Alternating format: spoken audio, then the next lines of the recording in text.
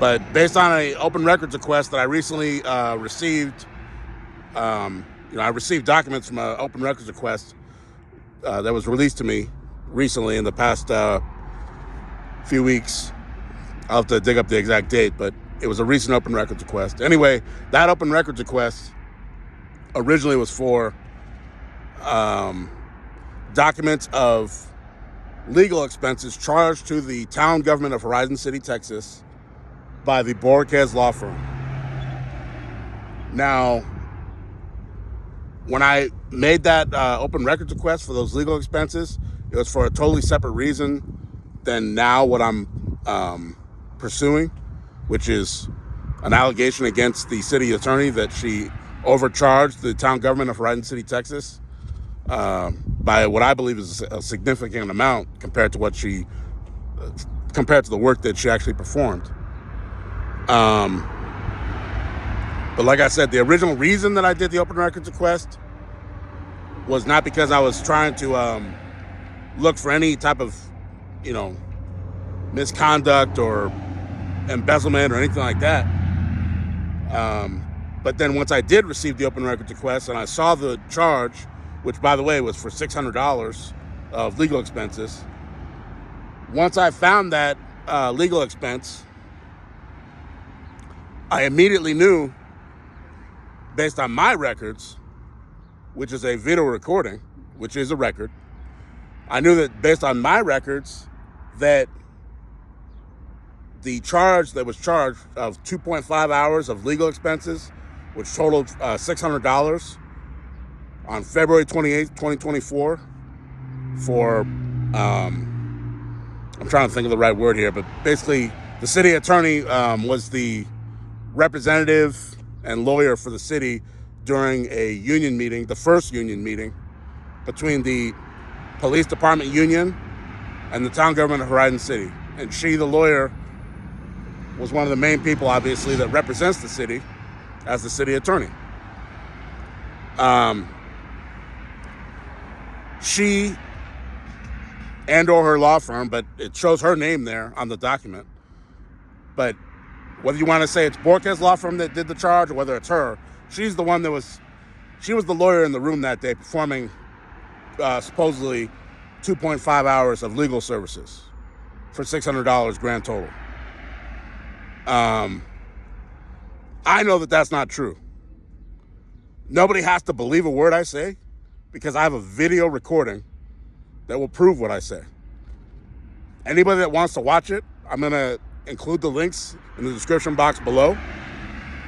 I hope that people start watching it and that they compare my allegation to the actual video recording of that day and that they start asking themselves some serious questions about the moral turpitude of Sylvia Barunda Firth, the city attorney for the town government of Horizon City, Texas.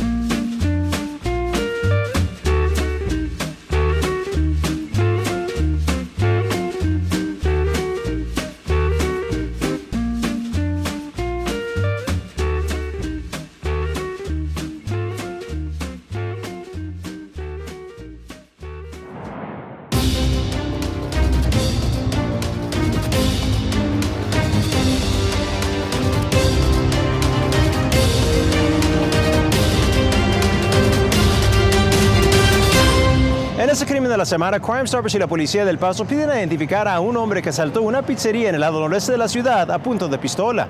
El sábado 27 de abril a las 10:40 p.m., un hombre entró al Pizza Hut ubicado en el 6110 Dyer apuntando una pistola negra. El sospechoso armado amenazó a un empleado que estaba trabajando el registro y demandó dinero del negocio. El hombre huyó con una cantidad no publicada de dinero. El sospechoso es hispano, 5 pies 4 pulgadas de estatura, de cuerpo delgado y cabello corto. Vestía con una bandana sobre su cara, una chamarra color borgoña con mangas color gris, una camisa de manga larga color gris o azul, pantalones colores claros y zapatos atléticos negros marca Puma. Cualquier persona con información sobre la identidad de este asaltante debe de llamar a Crime Stoppers del Paso al 566-8477, 566-TIPS.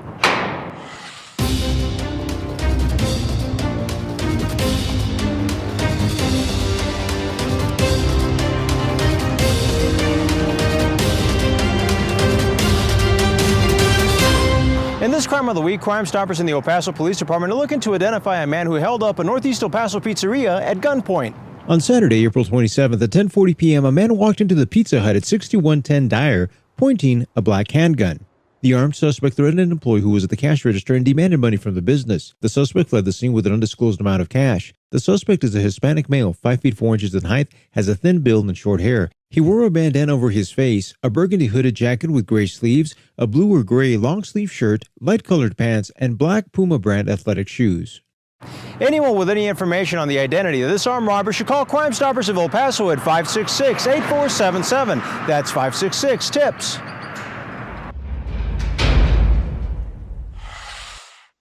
The Texas Penal Code offense of aggravated robbery is commonly associated with a deadly weapon, such as a gun or a knife, and we may even informally call it armed robbery.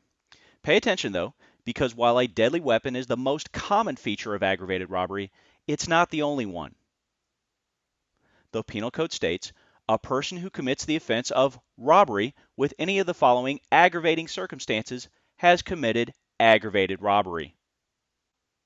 A person commits aggravated robbery when they commit robbery and cause serious bodily injury to another, use or exhibit a deadly weapon, or cause bodily injury to a person who is 65 or older, or a disabled person. So keep in mind, you don't need a knife or a gun to commit aggravated robbery. A common example is a shoplifter who, in the course of committing theft and with the intent to obtain or maintain control of property, which is the actus reus and mens rea of robbery, rushes out of the store and knocks over and causes bodily injury to this 66-year-old security guard who tries to stop him. In such a case, this defendant has technically met the elements of the offense of aggravated robbery. All aggravated robbery offenses are felonies of the first degree.